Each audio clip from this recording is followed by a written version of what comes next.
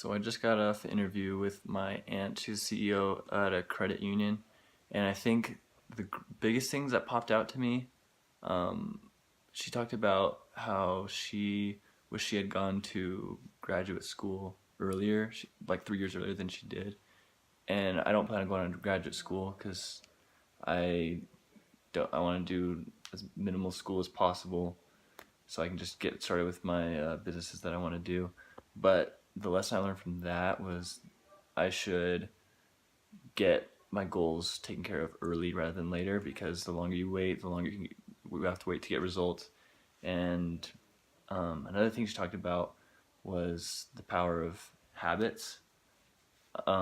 She talked about how she referenced a book called Seven Habits of Highly Effective People, and she talked about tasks that need to be done that are urgent but not important, and it's important to focus on the tasks at hand that would make long term, like your long term goals and your long term responsibilities easier, rather than getting stuff done now that just won't have any long term effect.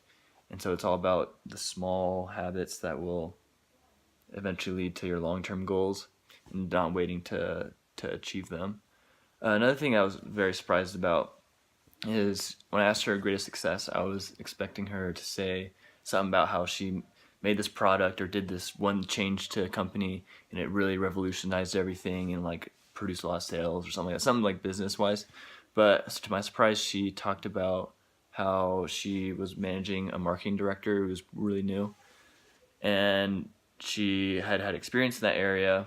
My aunt did, and so she coached her up and taught her how to do everything, and was really vulnerable to her and say like, hey, like I don't really know when I first started out, I didn't know everything, and even my job now, I don't really know everything. So there's no like perfect way to do things like you're expecting to see.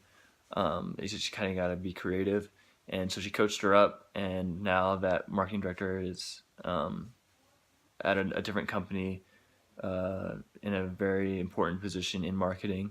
And so my aunt feels really proud that she coached her up, and now that person is doing wonders in her job. And so I think that's really cool, because I was thinking business, like great success would be like, oh yeah, I made a lot of money.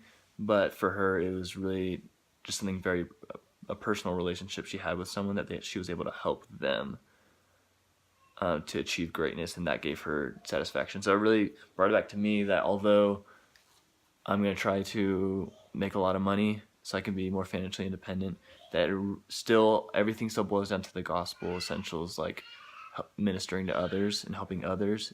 That's what's going to give you the most satisfaction. The money side is something you just have to do, but it doesn't give you actual satisfaction that you need. It's all about the relationships and the things you're able to do because of the independence you have because you have enough money, or the good you do with the money, not necessarily having all these great things or doing all these fun things, but it's all about the people. And so yeah, those are the biggest things I learned, and I'm going to try to apply it to change myself so I can be successful in the future.